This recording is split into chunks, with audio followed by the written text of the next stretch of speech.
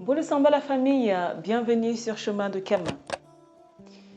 Ici, on prône pour une nouvelle pensée en matière d'éducation africaine. Aujourd'hui, j'ai souhaité faire une vidéo en hommage à une personne qui a contribué grandement à mon retour aux sources. Je veux vous parler du professeur Kalala Omotonde. De comment je l'ai rencontré, comment il m'a transformé et surtout vous décliner mon parcours jusqu'à être la femme que vous connaissez aujourd'hui.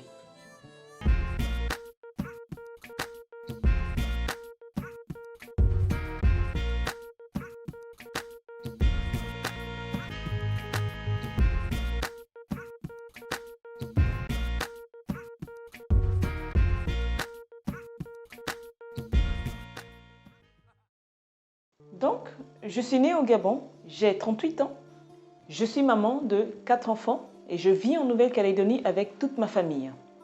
J'ai été assistante de direction, puis technicienne supply chain pendant 12 ans jusqu'à démissionner en 2022. Alors, comment j'ai rencontré le professeur Kalala Omotonde?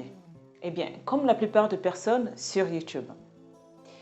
C'était en janvier 2020, j'étais enceinte de mon petit Benjamin quand ma cousine est tombée sur une de ses vidéos qu'elle m'a recommandé fortement d'écouter.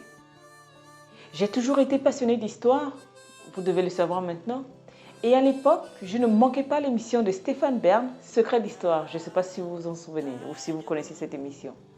C'est juste pour vous dire à quel point j'étais passionnée d'histoire.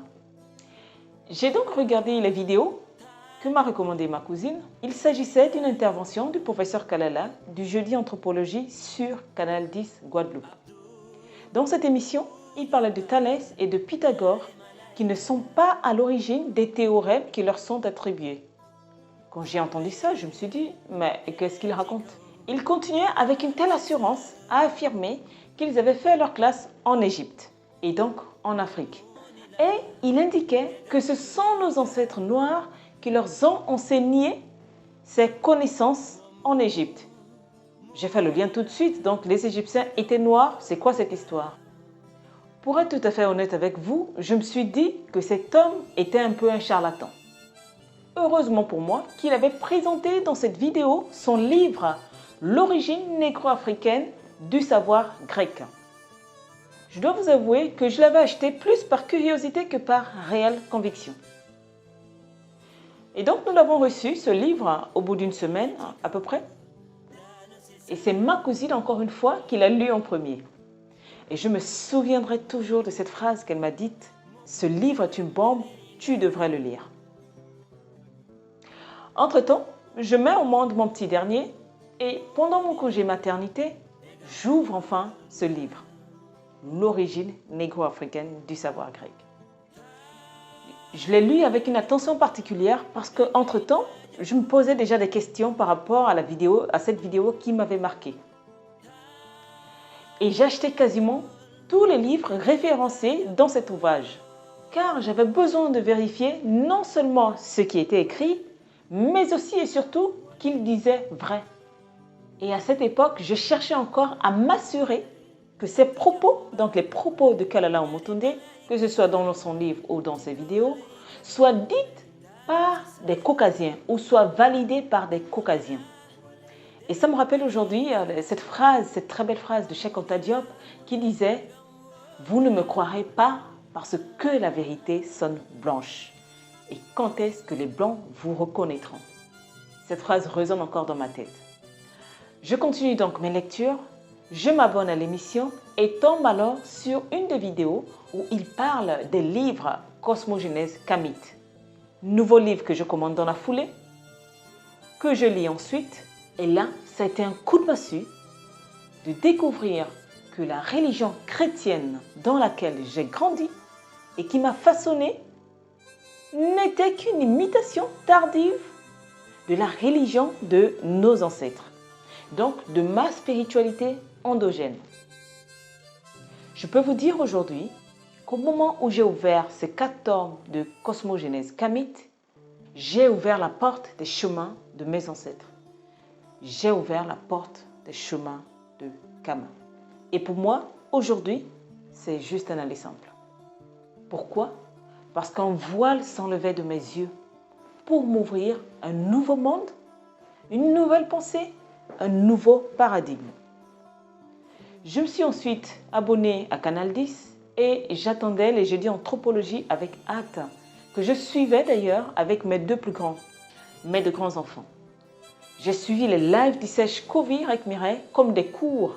J'avais d'ailleurs acheté un petit cahier pour prendre des notes, je l'ai encore d'ailleurs, parce que ces lives à Kovi avec Mireille, c'était des cours pour moi. J'ai lu quasiment tous les livres de Kalala Omotunde. J'ai lu Cheikh Anta Diop, j'ai lu Théophile Obenga, j'ai lu Joseph Kizerbo, j'ai lu Ntsako Kimbembe, j'ai lu Ama Mazama, j'ai lu Joseph Antonin Primain et beaucoup d'autres auteurs qui ont écrit sur l'histoire des Noirs. Je ne me suis pas arrêtée là, je me suis inscrite ensuite à Anijar où j'ai suivi les cours en ligne pendant 6 mois. Je me suis inscrite après à l'université virtuelle panafricaine conduite par Kovirek Mireille à l'époque pendant 6 mois aussi en ligne. Après, je me suis inscrite à l'école des scribes Ndjeli du professeur Dibambari Mbok où j'ai reçu mon premier certificat d'achèvement du premier cycle et je suis actuellement au module 5. Je me suis également inscrite à l'école Kemet Mahat en master 2 de camitologie où la père hâte ou la directrice en français c'est Ama Mazama. Et je suis toujours dans cette école. Donc en ce moment, je suis dans 2 écoles. Je suis à Ndjeli, l'école des scribes avec Dibambari Mbok et je suis à Kemet Mahat en master 2 de camitologie avec le professeur Ama Mazama. Aujourd'hui, je dois vous dire que je suis une personne complètement métamorphosée. Je suis une malade de livres et de la lecture. Je suis sans cesse dans la quête de la connaissance du monde noir, car dans mon esprit, il faut connaître, il faut être bien formé pour pouvoir transmettre, pour pouvoir produire des contenus de qualité, crédibles et vérifiables. Et comme un serpent, j'ai fait ma mue. J'ai revêtu mon manteau identitaire, j'ai arrêté de porter les perruques et tissages que je mettais autrefois, j'ai accepté les codes esthétiques du peuple duquel je suis issue. Et aujourd'hui, je suis une fille de Kama.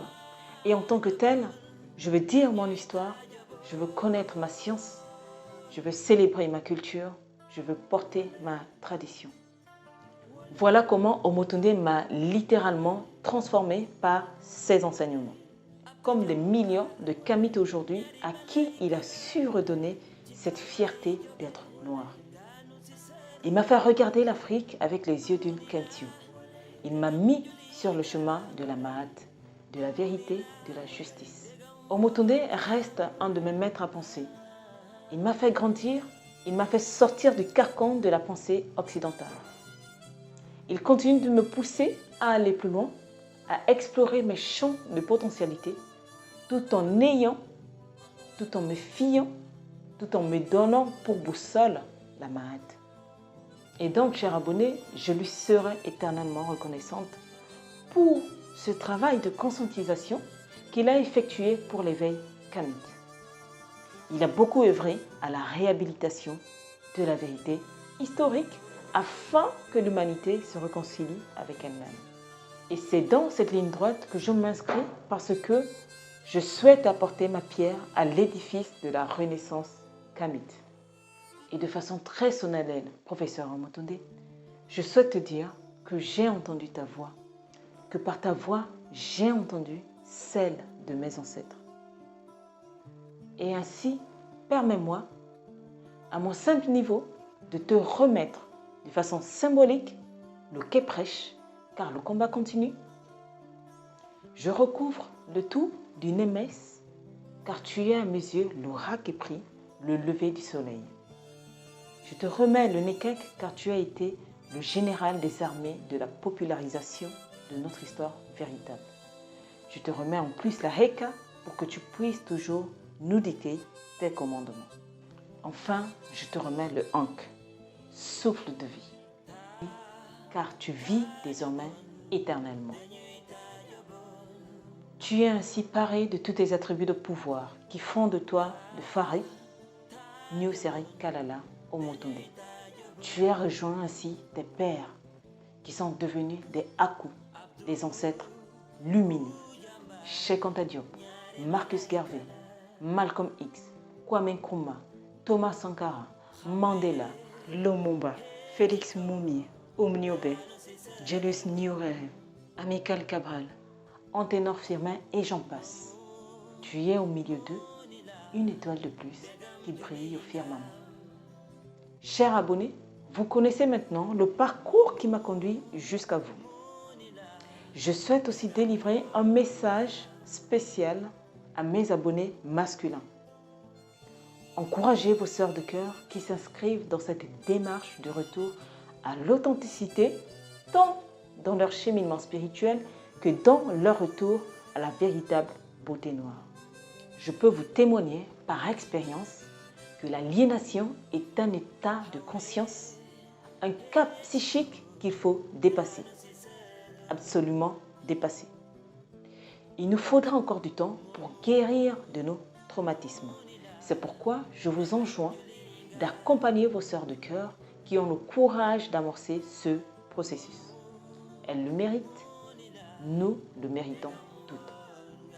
Voilà, chers abonnés, ce que je tenais à vous dire avec cette vidéo un petit peu particulière. Je vous remercie infiniment de vous inscrire dans l'aventure Chemin de Kama dont Omotunde m'a fixé le cap. Dites-moi dans les commentaires si vous avez connu Kalala Omotunde, ce qu'il a représenté pour vous, ou dites-moi celui ou celle qui a été l'élément déclencheur de votre éveil kamite. Comme on dit dans ma langue, Diboti. Diboti à chacun de vous pour les encouragements, pour les likes, pour les partages, pour les commentaires. Je vous dis ensemble, prenons notre héritage. À bientôt sur le chemin de Kama.